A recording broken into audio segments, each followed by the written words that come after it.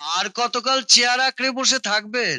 অবসর নিন। আর কিছুদিন স্যার, আমার ছেলে ডব্লিউবিসিএস দিচ্ছে, খুব ভালো ছাত্র, অবশ্যই ভালো করবে। ৪৫ লাখকে যদি ১৫ লাখ বানিয়ে দেন। আমি এক্ষুনি ঠিক করে আনছি স্যার।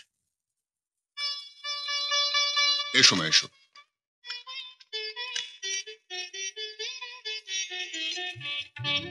মাধবী, এই আমার মা। ওঠো মা, ওঠো। আহা, এ তো লক্ষ্মী প্রতিমা।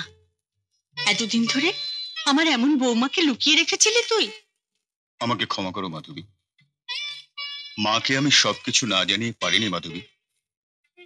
কিন্তু আপনারা, বাবা, আসুন আপনারা। এসো মা।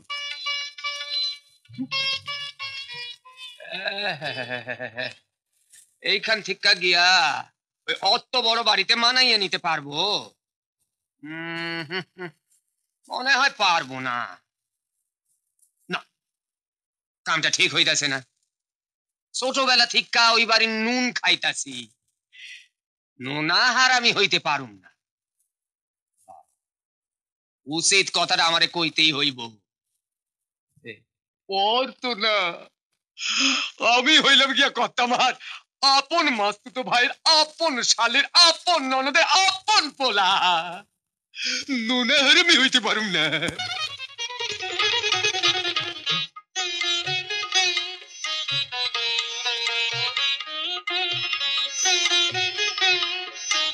মেয়ে আমার খুব পছন্দ হয়েছে। আমি পুরুত পোষাইকে দিয়ে দিনক্ষণ ঠিক করে রেখেছি। দিনটি হলো আগামী।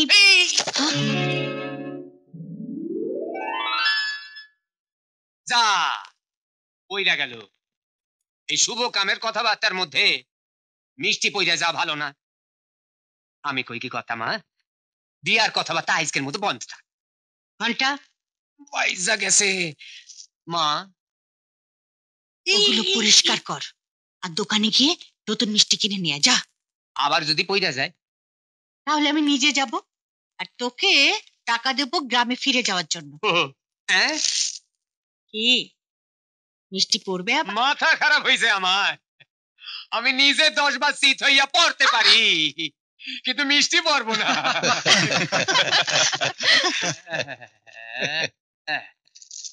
হ্যাঁ বেয়াই মশাই, আগামী 10ই অঘ্রাণ রোববার শুভ দিন।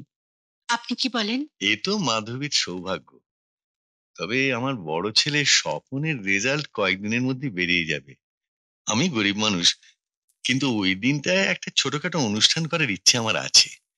তাই বলছিলাম যে এর মধ্যে আমিও অন্য একটা দিন দেখি, আপনিও আর একটা দিন দেখে রাখুন, ওই অনুষ্ঠানেই ঘোষণা করে দেওয়া যাবে। বাবা, দিদির বিয়ের সঙ্গে আমার রেজাল্টের কি সম্পর্ক?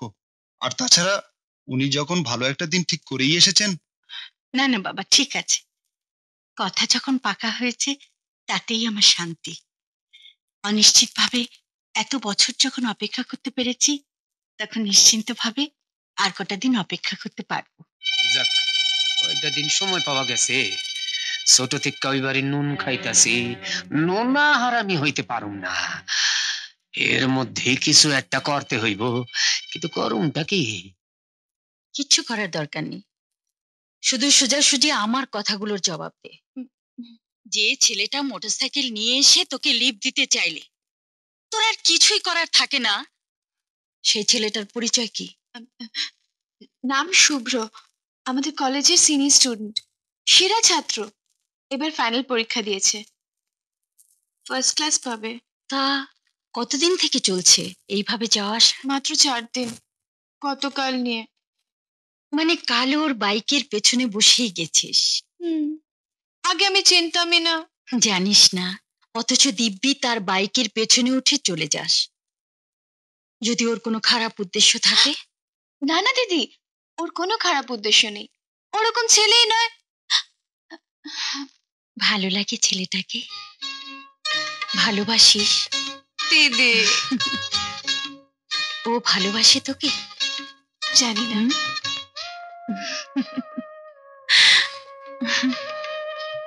জানতে তো হবে।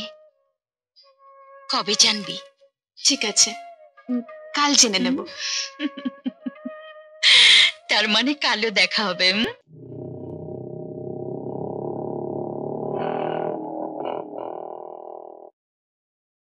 এই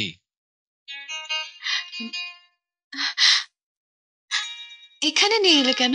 তুমি যে বললে তোমার কিছু প্রশ্ন আছে, প্রশ্নগুলো শুনতে এলাম। ও, বলো বলো, কি জানতে চাও তুমি?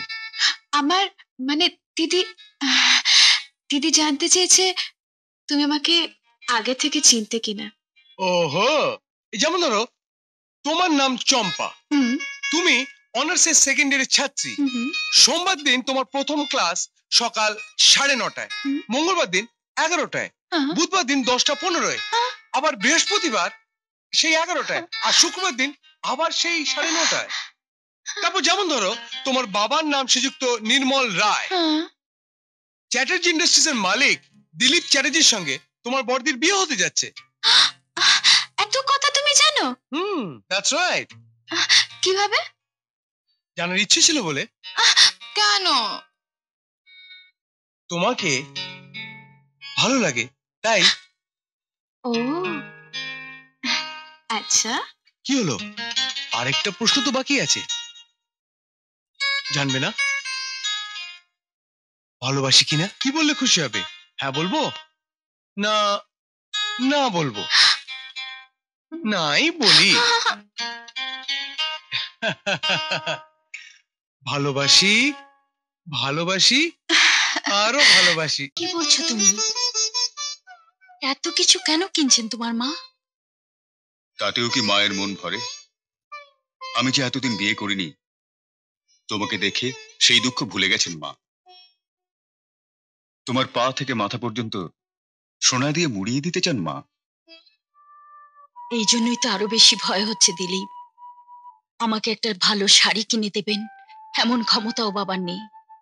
এত শাড়ি গহনা দেবে তোমরা, কিন্তু বাবা বাবা যখন একটা সেটও দিতে পারবেন না, তখন তার মনটা ছোট হয়ে যাবে। এমন করে ভেবো না মাধবী, মা নিশ্চয়ই ওনার সঙ্গে কথা বলে কিছু একটা করবেন। কি করবেন মা, কি করবেন? নিজে গহনা বানিয়ে এনে বাবাকে দেবেন আমাকে পরাবার জন্য? দিলীপ, এত বড় অপমান বাবা বাবা সহ্য করতে পারবে না।